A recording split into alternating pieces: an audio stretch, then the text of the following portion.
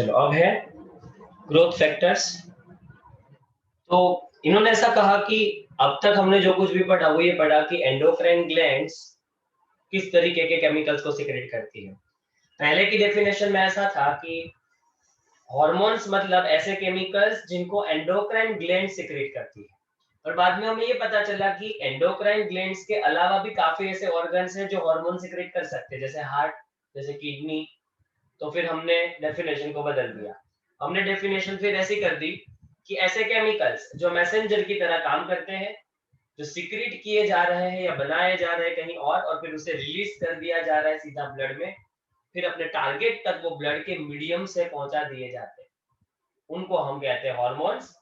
और hormones secret जहां से होता है, मेनली हार्मोन सीक्रेट करने वाली ग्लैंड्स को, जो प्योरली हार्मोन सीक्रेटिंग के लिए ही बनी है, उन्हें एंडोक्राइन ग्लैंड्स कहा। और ये फिर पूरा सिस्टम जो बन गया उन्हें कहेंगे एंडोक्राइन सिस्टम। और हमें पता चला कुछ ऐसे ऑर्गन्स हैं जो हार्मोन्स प्रोड्यूस कर सकते हैं और एक्चुअल में वो एंडोक्राइन है भी नहीं। जैसे हमने पढ़ा हार्ट के बारे में और किडनी के बारे में, वो सब। अब ऐसी टिश्यू की बात कर रहे हैं। ऐसी टिश्यूज है जो एक्चुअल में नॉन एंडोक्राइन है, फिर भी वो सीक्रेट कर रही है हॉर्मोन्स को, और उनका हमने नाम दिया है ग्रोथ फैक्टर, क्योंकि इनका काम ग्रोथ के साथ या ग्रोथ के साथ कुछ कनेक्टेड होगा या रिलेटेड होगा। तो ये टिश्यूज नॉन एंडोक्राइन है और फिर भी इनका काम क्या है, तो इनका फंक्शन है हार्मोन्स को सीक्रेट करना, और इनके हार्मोन्स को स्पेशल नाम दिया है ग्रोथ फैक्टर्स। ये करेंगे क्या, नाम में मीनिंग है। ऐसे फैक्टर्स, ऐसे केमिकल जो ग्रोथ के साथ रिलेटेड है, तो ये क्या करेंगे, देखो ये इतनी चीजों में एसेंशियल है। तो कितनी चीजों में ये एसेंशियल है, एक तो नॉर्मल ग्रोथ ऑफ टिश्यू। कोई भी टिश्यू का नॉर्मल ग्रोथ तभी हो सकता है जब ग्रोथ फैक्टर्स हो। For repairing and regeneration of tissues, किसी टिश्यू के अंदर अगर डैमेज होता है, जैसे इंजरी हो गई, स्किन में इंजरी हो गई, सपोज एक्सीडेंट हो गया, स्किन छिल गई हमारी, इरोजन हो गया, तो ऐसे केस में नई स्किन बनने की प्रोसेस है, उसमें भी ग्रोथ फैक्टर आएगा। पुराने सेल मर गए हैं, नए सेल्स को फॉर्म करने के लिए हमें टिश्यूज के सेल्स को वापस से डिवीजन फेज में ले जाना होगा, और डिवाइड होने के बाद उसका ग्रोथ करवाना होगा, वहां पर भी हमें इसकी जरूरत है। फिगर में जिस हिसाब से दिख रहा है उस हिसाब से आप देखिए कि जो ग्रोथ हार्मोन्स होते हैं वो कैसे होते हैं, इनका स्पेशल रिसेप्टर होता है ऐसा सेल मेम्ब्रेन के साथ, और वो रिसेप्टर से बाइंड हो जाते हैं, और बाइंड होने के बाद ये रिसेप्टर अंदर की तरफ सिग्नल भेजता है। जैसे ही ग्रोथ फैक्टर रिसेप्टर के साथ बाइंड हो जाए तो अंदर की तरफ सिग्नल भेजे जाते हैं, और वो सिग्नल्स अलग अलग टाइप के होते हैं। वो सिग्नल्स हो सकते हैं कि एंजाइम्स फॉर्म करने के लिए हो, तो एंजाइम्स बनेंगे और उसके जरिए बॉडी में, खास करके सेल में जो मेटाबॉलिक रिएक्शन चल रही होगी उसे कंट्रोल कर दिया जाएगा, या फिर वो प्रोटीन बनाने का काम भी कर सकते हैं, या तो फिर वो सिग्नल सीधे जीन्स तक पहुंच जाएंगे और पर्टिकुलर फंक्शन जो जीन का है उसे करवाया जाएगा। हमारी बॉडी के सारे फंक्शंस जीन्स ही कंट्रोल करते हैं। तो ये ग्रोथ फैक्टर्स सेल में इस तरीके से सीधा सिग्नल देते हैं, और जैसा सिग्नल देंगे उस तरीके का काम आगे होगा। ये हमारी बुक में नहीं है और हमें इतना दिया भी नहीं है इन्होंने। अब जो है वो है last topic, mechanism of hormone action. हमें ये पता है कि हार्मोन्स एक्टिवली कोई केमिकल रिएक्शन में पार्ट नहीं लेते, पर हाँ ये हम जानते हैं कि जो हार्मोन्स होते हैं वो मैसेंजर की तरह काम करते हैं। वो अपने टारगेट तक पहुंचते हैं और उस टारगेट टिश्यू, सेल, ऑर्गन्स जहां पर भी गए हैं उन सेल्स को कुछ प्रोडक्शन करने के मैसेज देते हैं। इनका सिग्नल जैसा होगा वैसा काम सेल करेंगे, पर ये अपने टारगेट सेल को मैसेज कैसे देते हैं, उस प्रोसेस का नाम है मैकेनिज्म। तो हार्मोन्स निकले हैं कहीं और, उनका टारगेट है कहीं और। जैसे आपको पता है कि अगर हम एक हार्मोन की बात करें जिसका नाम है ADH hormone, anti diuretic hormone, जो निकलता है पिट्यूटरी ग्लैंड से, जो ब्रेन में है, और जबकि उसका टारगेट कहाँ है, तो एडीएच हार्मोन का टारगेट है किडनी। तो कहाँ एडीएच, ब्रेन के अंदर ग्लैंड है वहां से सीक्रेट हुआ, और कहाँ उसका टारगेट है, ब्लड के जरिए ये हार्मोन किडनी तक पहुंचेगा और किडनी को कुछ पर्टिकुलर फंक्शंस के लिए स्टिमुलेट करेगा। तो कैसे करेगा, तो कहते हैं कि हार्मोन्स अपने टारगेट तक पहुंच जाते हैं ब्लड के जरिए, और इनके टारगेट जो होते हैं वहां एक स्पेसिफिक प्रोटीन्स होते हैं, उसके साथ ये बाइंड हो जाते हैं, क्योंकि टारगेट के सेल्स हो गए, वहां स्पेसिफिक प्रोटीन होगा, उसके साथ ये बाइंड होंगे और उस प्रोटीन जिसके साथ हार्मोन बाइंड होते हैं उसको हम कहते हैं हार्मोन रिसेप्टर। ऐसा कह सकते हैं कि हार्मोन रिसेप्टर एक तरीके से लॉक है। तो हार्मोन्स क्या है, उसकी की है। और हम जैसा जानते हैं वैसा कि हर एक की का पर्टिकुलर लॉक होता है, वो की उसी लॉक को खोल पाती है, या फिर हर एक लॉक की अपनी एक स्पेसिफिक की होती है, वो लॉक उसी की से खुलता है। यहाँ क्या होगा कि अलग अलग हार्मोन्स के अलग अलग तरीके के क्या होंगे, रिसेप्टर। इसलिए ब्लड में घूम रहे सारे हार्मोन्स, पर वो उन्हीं टारगेट सेल्स को अफेक्ट करेंगे जिनके साथ वो फिट हो सके। क्योंकि एडीएच घूमता घूमता हो सकता है कि ये एडीएच हार्मोन का काम किडनी के ऊपर अफेक्ट करना है, ये एडीएच ब्रेन से निकलेगा और किडनी के साथ ही काम करेगा अपना। अब एडीएच तो लंग्स तक भी पहुंचेगा, लीवर तक भी पहुंचेगा, पर वहां के सेल के पास उसका अपना रिसेप्टर है नहीं। जिन सेल में एडीएच हार्मोन की तरह फिट हो जाएगा और उसी रिसेप्टर के साथ वो बाइंड होगा, इसका मतलब एडीएच का लॉक किडनी के पास है। एडीएच अगर की है तो उसका लॉक किडनी के सेल्स के पास है। फिर वो भले ना पूरी बॉडी में कहीं पर भी घूमे, ये फिट ही नहीं हो सकता वहां, इसलिए काम नहीं कर पाएगा।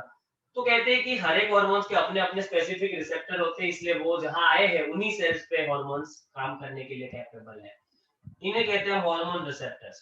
अब हार्मोन रिसेप्टर्स जो होते हैं वो दो तरीके के हो सकते हैं। यहाँ देखो ये हार्मोन रिसेप्टर सेल मेम्ब्रेन के अंदर दबा पड़ा है, ये सेल मेम्ब्रेन है, और ये रिसेप्टर सेल मेम्ब्रेन के विदिन अंदर आया हुआ है। जबकि यहाँ पर देखो रिसेप्टर सेल के अंदर है। तो यहाँ पर दो तरीके के रिसेप्टर हो सकते हैं, या तो हार्मोन का रिसेप्टर साइटोप्लाज्म के अंदर हो, या कुछ किस्सों में ये भी हो सकता है कि वो कहाँ हो, रिसेप्टर न्यूक्लियस के अंदर भी हो सकता है। एक टाइप ये है कि या तो न्यूक्लियस के अंदर रिसेप्टर है, पर है सेल के अंदर, न्यूक्लियस के अंदर या साइटोप्लाज्म, दो ऑप्शन हो सकते हैं। और यहाँ देखो, यहाँ हमें क्लियर कट दिख रहा है कि ये सेल मेम्ब्रेन के अंदर का प्रोटीन है। हम लोग एक चैप्टर पढ़ चुके हैं, उसमें याद है ना कि सेल मेम्ब्रेन के अंदर प्रोटीन होता है, तो ये वही प्रोटीन है सेल मेम्ब्रेन के बीच का। दो तरीके के रिसेप्टर हो सकते हैं।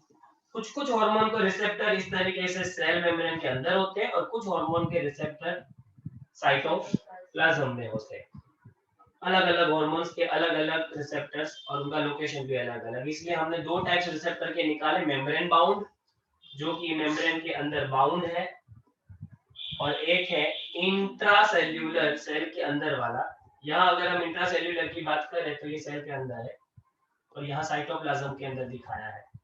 ये रिसेप्टर न्यूक्लियस में भी हो सकता है। तो दो तरीके के टाइप से रिसेप्टर के, इसी के साथ हार्मोन्स बाइंड होते हैं और फिर अपना जो एक्शन है वो परफॉर्म करते हैं, जो मैसेज देने की प्रोसेस है वो करते हैं, वो रिसेप्टर को अपना मैसेज देते हैं, फिर रिसेप्टर आगे के मैसेज फॉरवर्ड करता है। तो हार्मोन रिसेप्टर्स अगर सेल मेम्ब्रेन के अंदर प्रेजेंट है टारगेट सेल के, तो उसे कहते हैं मेम्ब्रेन बाउंड रिसेप्टर। पहला टाइप है, उसे देखते हैं वो कैसे काम करता है, उसका एक्शन कैसे है वो देखते हैं। तो मेम्ब्रेन बाउंड रिसेप्टर्स जो होते हैं वो देखो यहाँ रहे, ये रिसेप्टर है, और ये देखो हार्मोन उसके साथ अटैच हो गया। ऐसा कहते हैं कि मोस्टली पेप्टाइड हार्मोन्स जो होते हैं वो हार्मोन्स के रिसेप्टर कहाँ होते हैं, मेम्ब्रेन के अंदर, membrane bound. Mostly peptide hormones, peptide hormones को आप प्रोटीन हार्मोन भी कह सकते हैं। तो पेप्टाइड हार्मोन्स या प्रोटीन के बने हुए जो हार्मोन्स होते हैं, ये हार्मोन्स क्या कर सकते हैं, ये हार्मोन सीधा सेल मेम्ब्रेन के अंदर इनका रिसेप्टर है उसी के साथ जुड़ जाते हैं। मतलब मोस्ट ऑफ पेप्टाइड हार्मोन्स, आप ऑलमोस्ट भी कह सकते हैं कि ऑलमोस्ट पेप्टाइड हार्मोन्स और प्रोटीन हार्मोन्स के रिसेप्टर कहाँ होते हैं, सेल मेम्ब्रेन के अंदर। इसलिए देखो यहाँ पर फिगर में भी उन्होंने यही शो किया है कि रिसेप्टर कहाँ है, सेल मेम्ब्रेन के अंदर, और यही दिखाया कि उसके साथ जो हार्मोन बाइंड हो रहा है वो पेप्टाइड हार्मोन है। तो ये रिसेप्टर का पहला टाइप हो गया। जबकि इंट्रासेल्यूलर रिसेप्टर जो है वो रिसेप्टर कहाँ है, सेल के अंदर। तो इसका रिसेप्टर मोस्टली सेल के अंदर होगा, इनसाइड द टारगेट सेल। तो ये रहा। और यहाँ पर आप देखिए कुछ किस्सों में क्या होता है, न्यूक्लियर रिसेप्टर, मतलब यहाँ तो इन्होंने साइटोप्लाज्म के अंदर दिखाया है, पर हो सकता है ये रिसेप्टर कहाँ हो, न्यूक्लियस के अंदर भी हो। मोस्टली तो कहते हैं कि न्यूक्लियर रिसेप्टर ही होते हैं, यहाँ फिगर में देखा है ऐसा मोस्टली नहीं होगा। ये रिसेप्टर मोस्टली कहाँ पाया जाता है, न्यूक्लियस के अंदर, और यहाँ ये लोग साइटोप्लाज्म में दिखा रहे हैं। वहां पर भी हो सकता है, पर ज्यादा पॉसिबिलिटी न्यूक्लियस में होने की है। इसलिए ऐसे हार्मोन को सेल को क्रॉस करना पड़ता है और सेल के अंदर जाना पड़ता है।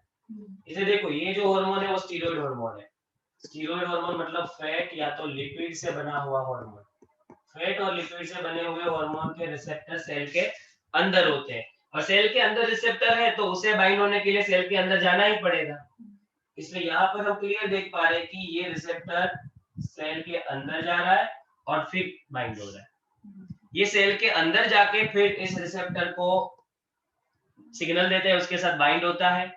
फिर ये पूरा कॉम्प्लेक्स देखो न्यूक्लियस की तरफ जाएगा और वो जीन्स को मैसेज देगा, और जैसे मैसेज जीन्स को देगा उस हिसाब से काम होगा। जैसा मैसेज होगा वैसा काम होगा। कोई एंजाइम बनाने का मैसेज है तो वैसा होगा, कोई सेल ग्रोथ का मैसेज है तो वैसा होगा, सेल डिवीजन का मैसेज है तो सेल डिवाइड हो जाएंगे। मतलब जैसा मैसेज होगा उस तरीके का काम अब परफॉर्म हो किया जाएगा। पर यह एक चीज है कि इस हार्मोन को अंदर घुसना पड़ेगा, क्योंकि वो जिसके साथ बाइंड हो रहा है वो चीज अंदर है। और आप देखो कि मेम्ब्रेन बाउंड जो रिसेप्टर होते हैं उनमें कभी हार्मोन अंदर नहीं जाते। देखो हार्मोन बाहर के बाहर ही चिपकते हैं। ये हार्मोन रिसेप्टर से सेल की आउटर साइड से अटैच होते हैं। ये हार्मोन कभी सेल के अंदर एंट्री नहीं करते, ये बाहर से ही मैसेज देके चले जाते हैं। इनका काम अगर आप देखेंगे तो कैसा है, पोस्टमैन की तरह। पोस्टमैन हमारे घर में नहीं आता, दरवाजे पे रुक के ही हमें मैसेज या लिफाफा या कुरियर जो मैसेज उसने उसको मिला है वो हमें डिलीवर करके चला जाता है। वो कभी हमारे घर पे अंदर नहीं आता, वो मैसेज देने जरूर आया पर बाहर ही बाहर चले जाएगा। पर स्टीरॉयड हार्मोन है ना, वो गेस्ट की तरह है हमारा। वो हमें मैरिज इनविटेशन देने आए सपोज, तो वो बाहर से देके नहीं जाएंगे, वो अंदर आएंगे, और अंदर आएंगे बैठेंगे अंदर, फिर मैसेज देके फिर जाएंगे। इसलिए यहाँ पर भी ये सब दो तरीके ही है, कोई बाहर से सीधा मैसेज डिलीवर करके जाएगा, कोई सीधा अंदर आएगा फिर अपने मैसेज डिलीवर करेगा। ऐसा इसलिए है क्योंकि इसका रिसेप्टर मेम्ब्रेन के अंदर है, इसलिए वो बाहर से ही अटैच होकर मैसेज देके चला जा सकता है। इसका रिसेप्टर अंदर है इसलिए इसे अंदर आना ही पड़ेगा। स्टीरॉयड हार्मोन्स के रिसेप्टर अंदर होते हैं, पेप्टाइड हार्मोन्स के रिसेप्टर मेम्ब्रेन बाउंड होते हैं। मेम्ब्रेन के अंदर रिसेप्टर इसका है। हम ऐसा नहीं करेंगे कि एकदम सेल के बाहर है, हम वर्ड यूज करेंगे मेम्ब्रेन बाउंड, क्योंकि मेम्ब्रेन भी सेल का ही हिस्सा है, पर ये सेल में एंटर नहीं होगा कभी ये hormone. Most of steroid hormone में कौन कौन से हार्मोन आएंगे, जैसे ग्लूकोकॉर्टिकॉइड्स, मिनरलोकॉर्टिकॉइड्स, जिसके पीछे ऑइड्स आता है, ऑल आता है, जैसे टेस्टोस्टेरोन, एस्ट्रोजन, ये सारे हार्मोन स्टीरॉयड के हैं। हमने जब पढ़ा तो उसमें लिखा भी था कि ये हार्मोन स्टीरॉयड का है, ये हार्मोन प्रोटीन का है। हाइपोथैलेमस और पिट्यूटरी के सारे हार्मोन्स कैसे हैं, हाइपोथैलेमस और पिट्यूटरी के सारे हार्मोन्स पेप्टाइड हार्मोन्स हैं। तो इस तरीके से दो तरीके के रिसेप्टर है, जैसा रिसेप्टर वैसा फंक्शन। हमने अपने फंक्शन को देख लिया है, अब हम देख रहे हैं मैकेनिज्म ऑफ एक्शन एक एक करके। हमने ये देख ही लिया, अब हम वापस से वही चीज को रिपीट कर रहे हैं। ये फिगर अलग है। तो एक्शन क्या है, हार्मोन अपने रिसेप्टर से अटैच हो जाता है। तो ये रहा हार्मोन, ये रहा उसका रिसेप्टर प्रोटीन, ये दोनों हो गए आपस में बाइंड। तो क्या बन गया, हार्मोन रिसेप्टर कॉम्प्लेक्स। एक ऐसा कॉम्प्लेक्स जिसमें दो चीजें हैं, हार्मोन प्लस रिसेप्टर्स। तो हार्मोन रिसेप्टर कॉम्प्लेक्स, ये बनने के बाद क्या होगा, कहते हैं कि अब हर एक रिसेप्टर अपने हार्मोन के लिए स्पेसिफिक होता है। जैसा मैं समझा चुका हूं कि हार्मोन को अगर की देखे तो रिसेप्टर लॉक है, हर एक हार्मोन अपने ही रिसेप्टर से बाइंड हो सकते हैं। मतलब एडीएच का रिसेप्टर अलग होगा, मेलेटोनिन का रिसेप्टर अलग होगा, T3 T4 हार्मोन के रिसेप्टर्स अलग होंगे। जितने हार्मोन्स हैं उतने रिसेप्टर्स उनके टारगेट सेल्स में होंगे, और स्पेसिफिक होता है। ऐसा नहीं है कि भाई ये रिसेप्टर जो है, सपोज हम इस रिसेप्टर की बात करें तो ये रिसेप्टर एस्ट्रोजन को भी बाइंड कर लेता है अपने साथ, और यही रिसेप्टर प्रोजेस्टेरोन को भी बाइंड कर लेता है अपने साथ। ऐसा पॉसिबल नहीं, या तो वो एस्ट्रोजन को बाइंड कर रहा होगा या तो वो प्रोजेस्टेरोन। मतलब हर एक हार्मोन्स के लिए रिसेप्टर स्पेसिफिक होते हैं। जैसे लॉक के लिए चाबी स्पेसिफिक है, मतलब अलग अलग हॉर्मोन्स के लिए अलग अलग रिसेप्टर होते होंगे। स्पेसिफिक का मतलब ये हुआ। अब ये सपोज ये हार्मोन का नाम एस्ट्रोजन है अगर, तो ये जो रिसेप्टर है वो सिर्फ एस्ट्रोजन को ही बाइंड करवा सकता है और किसी भी हार्मोन के साथ इसका बाइंडिंग पॉसिबल नहीं। ऐसे केस में हम इसे क्या कहते हैं कि रिसेप्टर्स आर स्पेसिफिक, लोक की तरह। अब एक बार बन गया complex, hormone receptor complex form हो गया है, तो अब वो क्या करेंगे, ये सब प्रोसीजर करने के पीछे एक ही रीजन था कि सेल को कुछ काम करवाने के लिए हमें सिग्नल देना था। हम ये प्रोसीजर को इसलिए कंडक्ट कर रहे हैं क्योंकि हमें सेल से कुछ क्या करवाना था, हमें सेल से कुछ काम करवाना था। अब वो काम करने के लिए हमें इस प्रोसीजर को कंडक्ट किया है, तो हम क्या काम करवा रहे हैं, हमें सेल को बहुत से काम करवाने हैं। बायोकेमिकल चेंजेस यहाँ लिखा है, हम सेल को मैसेज दे रहे होंगे कि कुछ एंजाइम बनाओ, हम सेल को शायद ये मैसेज दे रहे हैं कि सेल का ग्रोथ करो, हम शायद उसे ये मैसेज दे रहे हैं कि तुम डिवाइड हो। तो अलग अलग मैसेज है, सारे मैसेज अलग अलग हो सकते हैं। अब क्या होगा कि ये जैसे कॉम्प्लेक्स बना, ये कॉम्प्लेक्स जाएगा और सीधा पहुंचेगा डीएनए तक, क्योंकि हमारा पूरा कंट्रोलर जो जिसे कहते हैं हमारा पूरा कंट्रोल किसके हाथ में होता है। हम भले ऐसा कहें कि बॉडी का पूरा कंट्रोल नर्वस सिस्टम मतलब ब्रेन के पास है, पर आप आइडियली माइक्रो लेवल पे जाके देखेंगे तो सेल का कंट्रोल न्यूक्लियस के पास है, और वो इसलिए क्योंकि न्यूक्लियस में डीएनए है। डीएनए एक ऐसी स्क्रिप्ट है, इस स्क्रिप्ट के अंदर ये लिखा हुआ है कि इस सेल को पूरी जिंदगी भर क्या काम करना है जब तक वो जिंदा है। पूरे इंसान को बनाना, जाइगोट से पूरा बेबी फॉर्म करना, बेबी से लेके एडल्टहुड तक उसका ग्रोथ करवाना, ह्यूमन के बेबी से, ह्यूमन के जाइगोट से ह्यूमन बेबी बनता है, क्योंकि उसके डीएनए में लिखा होगा कि कैसे ऑर्गन किस शेप के और कहाँ बनाना है, उसी स्क्रिप्ट को फॉलो किया जाएगा। तो सेल्स ऑलवेज डीएनए की स्क्रिप्ट को फॉलो करते हैं, उसमें जैसा लिखा होता है वैसे ऑर्गन्स उस साइज के, उस शेप के और उस लोकेशन पे बनने लग जाते हैं। तो अल्टीमेटली क्या होता है, अल्टीमेटली वही बनता है जो स्क्रिप्ट में लिखा है। और ना सिर्फ ये किसी ऑर्गेनिज्म को फॉर्म करने की स्क्रिप्ट है, पर फॉर्म करने के बाद पूरी जिंदगी भर उस ऑर्गेनिज्म को चलाना भी है, उसकी भी स्क्रिप्ट यहाँ है। उसे कैसे चलाना है कि जैसे उसमें डाइजेस्टिव एंजाइम्स बनवाने हैं, उसकी बॉडी में बहुत सारी केमिकल रिएक्शन है जिसमें एक केमिकल से दूसरा, दूसरे से तीसरा बनवाना है, ये सबके मैसेज भी इसी स्क्रिप्ट में लिखे हैं। इसलिए अल्टीमेटली ये हार्मोन रिसेप्टर कॉम्प्लेक्स है ना, वो उसी के पास जाएगा, क्योंकि हमें पता है कि डीएनए के पास कुछ लिखा हुआ है। तो डीएनए को बताया जाएगा कि वक्त आ गया है, कि वक्त आ गया कि तुम्हें ये बनाना है। अब ये भी हार्मोन आया था, वो कहां से आया था, ये हार्मोन भी बनाए थे किसी हार्मोनल ग्लैंड ने, और उसकी ग्लैंड ने डीएनए के जरिए ही बनाए थे, डीएनए से मैसेज गए थे, इसी रीजन से ये हार्मोन का प्रोडक्शन हुआ। अब पिट्यूटरी ग्लैंड के सेल्स के डीएनए से बने हार्मोन्स टारगेट सेल्स के डीएनए को मैसेज दे रहे हैं। तो अल्टीमेटली तो सारा काम डीएनए का ही है, कोई भी काम करवाना हो तो डीएनए को बोलना पड़ेगा, डीएनए उस हिसाब से अपना काम करेगा। डीएनए को पता चला कि मुझे पिट्यूटरी ग्लैंड्स के सेल से मैसेज मिला है सपोज, तो उस हिसाब से अब वो अपना फंक्शन शुरू करेगा।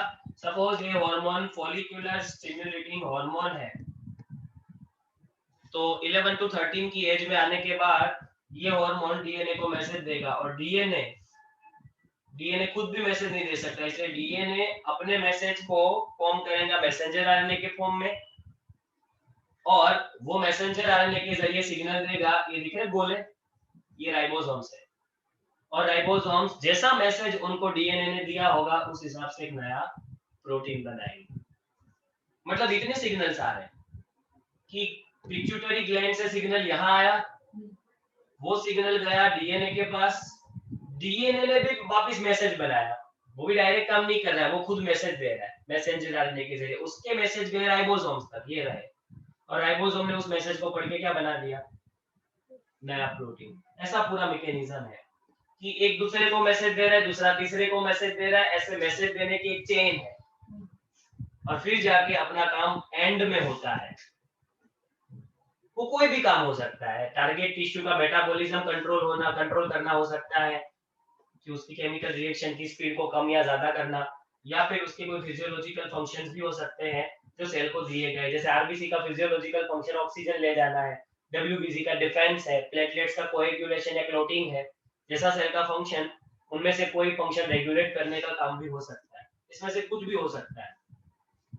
तो ये एक्शन है मैकेनिज्म कि भाई जो हार्मोन्स है वो कैसे काम करते हैं, उनका काम क्या होता है। अब हमने एक्शन देख लिया मैकेनिज्म, अब हम देख रहे हैं क्लासिफिकेशन ऑफ हार्मोन्स। तो हमें क्या किया है कि मैकेनिज्म ऑफ एक्शन के अंदर ही क्लासिफिकेशन मिक्स करके दे दिया है। हार्मोन का क्लासिफिकेशन मैंने सेपरेट कर दिया है, मैंने दोनों का मैकेनिज्म बता दिया आपको कैसे काम करेगा। और इसके अंदर हमने जो ये पढ़ा कि डीएनए कैसे काम करता है, वो हम लोग 12th साइंस में बहुत बेटर वे में पढ़ेंगे, उसका पूरा चैप्टर है। तो क्लासिफिकेशन अगर हम हार्मोन का केमिकल नेचर के बेस पे करें, मतलब हार्मोन्स कौन से केमिकल से बने हैं, अगर वो रेफरेंस पॉइंट ले तो फिर हम उसे डिवाइड करेंगे। फर्स्ट है peptide, polypeptide, protein hormones. Generally protein की चेन को कौन सी चेन, पॉलीपेप्टाइड की चेन भी कहा जाता है, क्योंकि प्रोटीन जो है वो किससे बनता है, याद है ना, प्रोटीन एमिनो एसिड से बनता है, और दो एमिनो एसिड के बीच में जो बॉन्ड होता है उसे पेप्टाइड बॉन्ड कहते हैं, इसलिए उन्होंने ऐसा यूज किया। तो ये तीनों अल्टीमेटली एमिनो एसिड्स के कंटेंट है। जो भी एमिनो एसिड से बनता है, पॉलीपेप्टाइड या प्रोटीन हार्मोन होता है, उनमें मोस्टली ये है। प्रोटीन के बने हार्मोन्स, प्रोटीन के बने हार्मोन्स मतलब जिसमें एक से ज्यादा एमिनो एसिड्स हो गए, ऐसे ये बोले जो हम बना रहे वो क्या है, एमिनो एसिड्स। और ऐसे कौन कौन से हार्मोन्स है, तो इंसुलिन है, ग्लूकागोन है, पिट्यूटरी के सारे हार्मोन्स और हाइपोथैलेमस के सारे हार्मोन, जैसा मैं आपको बता चुका हूँ कि वो प्रोटीन के हार्मोन्स होते हैं। यहाँ खास याद रखना है कि यहाँ एमिनो एसिड्स का मल्टीपल टाइम रिपीटेशन होगा। ये एक एमिनो एसिड है, ये दूसरा एमिनो एसिड है, ये तीसरा एमिनो एसिड है, इसलिए हमने यहाँ पर वर्ड पेप्टाइड या तो पॉलीपेप्टाइड वर्ड यूज किया, बराबर। पर अगर वो फैट के बने हुए हैं, लिपिड के, तो उन हार्मोन्स को हमने नाम दिया है स्टीरॉयड हार्मोन, जिसमें कॉर्टिसोल जो ग्लूकोकॉर्टिकोइड्स का पार्ट है, टेस्टोस्टेरोन जो टेस्टिस से निकलता है, एस्ट्राडियोल, एस्ट्राडियोल रिप्रोडक्टिव हार्मोन है, और प्रोजेस्टेरोन।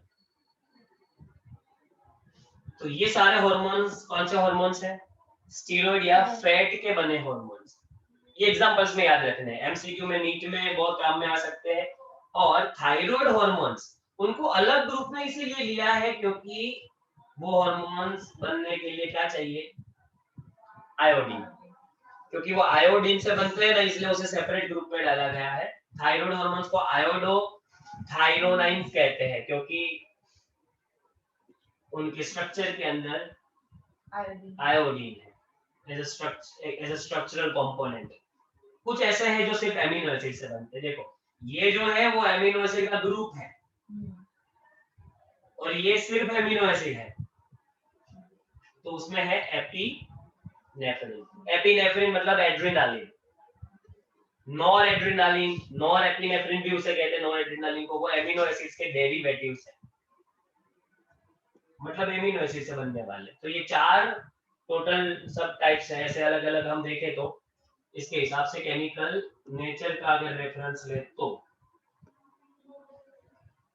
तो ये क्लासिफिकेशन हो गई। मैकेनिज्म ऑफ हार्मोन एक्शन में जैसे यहाँ पर हमने ऑलरेडी देखा कि प्रोटीन हार्मोन्स का कैसे फंक्शंस रहता है। तो प्रोटीन हार्मोन जो है उसके रिसेप्टर कहाँ थे, याद है ना, मेम्ब्रेन बाउंड। तो ये रहा उसका रिसेप्टर जो मेम्ब्रेन के अंदर बाउंड है। तो हार्मोन सीधा बाहर से ही ऐसे अटैच होकर मैसेज देके निकल जाता है। ये कभी भी टारगेट सेल के अंदर not enter, do not enter the target cell, normally कभी एंटर नहीं होता। रिसेप्टर के साथ अटैच होने की वजह से जो सिग्नल जनरेट हुए, देखो वो इस तरीके से सीधा साइटोप्लाज्म से होते हुए कहाँ पहुंचा दिए जाएंगे, डीएनए तक। मैसेज डीएनए तक तो आपको देने ही है। ये हार्मोन अगर बाहर से अपने मैसेज देके चला जाएगा ना, तो अंदर तक, न्यूक्लियस तक उसके मैसेज को पहुंचाने के लिए हम नया रास्ता ढूंढेंगे, और हम ऐसे मॉलिक्यूल्स ढूंढेंगे जो अब इसका मैसेज है वो कहाँ पहुंचा सके, न्यूक्लियस को।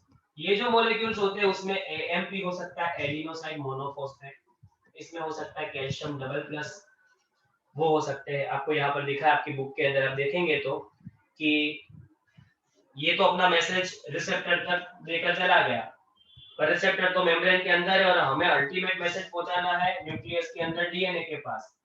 तो हमें एक नया मीडिएटर चाहिए जो रिसेप्टर से मैसेज ले जाएगा, डीएनए तक पहुंचाएगा। उसके लिए रिले मॉलिक्यूल्स है, उसमें एएमपी हो सकता है, सीए डबल प्लस हो सकता है, वो आगे का काम अपना देख लेगा।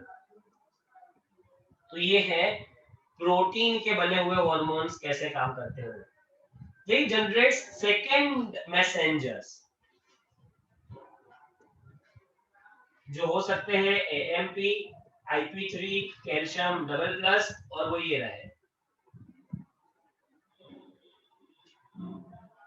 तो एक बार रिसेप्टर से मैसेज गया, फिर हमें मैसेज एएमपी को या कैल्शियम डबल प्लस को देना होगा अंदर, रिसेप्टर उसे मैसेज दे देगा, फिर ये जाएंगे और फिर मैसेज देंगे डीएनए को। इस तरीके से अल्टीमेटली हमारा मैसेज जहां पहुंचना था न्यूक्लियस में डीएनए में, वहां पहुंच गए। अब वो लास्ट है मैकेनिज्म ऑफ हार्मोन एक्शन में दूसरे तरीके के हार्मोन्स जो किससे बने हैं, फैट्स है या लिपिड्स है, जिसे हम स्टीरॉयड हार्मोन्स भी कहते हैं। अगर उन हार्मोन्स की बात करें तो वो हार्मोन्स के रिसेप्टर्स कहाँ है, इंट्रा,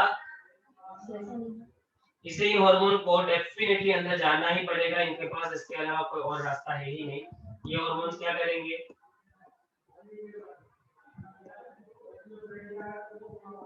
देखो स्टीरॉयड हार्मोन्स, आयोडोथायरोनिन्स, ये सारे हार्मोन्स जनरली स्टीरॉयड के ग्रुप में डाले गए हैं। इवन आयोडोथायरोनिन्स जिसको हमने कहा अभी थायराइड के हार्मोन्स, उन हार्मोन्स को भी अंदर ही जाना पड़ेगा।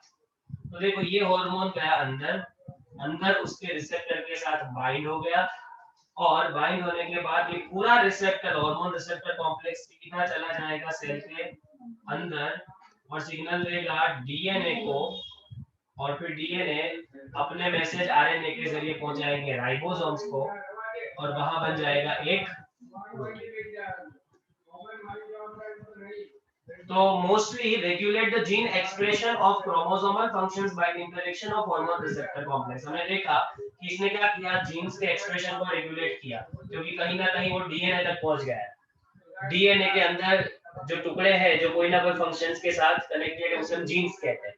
जीन्स मतलब डीएनए के वो छोटे छोटे पोर्शन जो कोई ना कोई फंक्शंस को रेगुलेट करते हैं। जीन्स डीएनए का हिस्सा है, क्योंकि ये चीज डीएनए के पास जाके पहुंचती है, वहां रुकती है और उसे ही सिग्नल देती है। इसलिए हम ऐसा कहेंगे कि रेगुलेट द जीन एक्सप्रेशन और द क्रोमोसोमल फंक्शन। अब ये कह रहे हैं कि इससे क्या होगा, इससे काफी सारी बायोकेमिकल रिएक्शंस और फिजियोलॉजिकल प्रोसेस है और डेवलपमेंटल इफेक्ट्स है, वो कैरीड आउट की जाएगी। શું સાયકલ हाँ कोई नતું એટલે અહીંયા મૂકી દે। अब जो है तो हमने क्या देखा कि मोस्टली ये लोग जीन्स के किसी फंक्शन को रेगुलेट करते हैं, बराबर।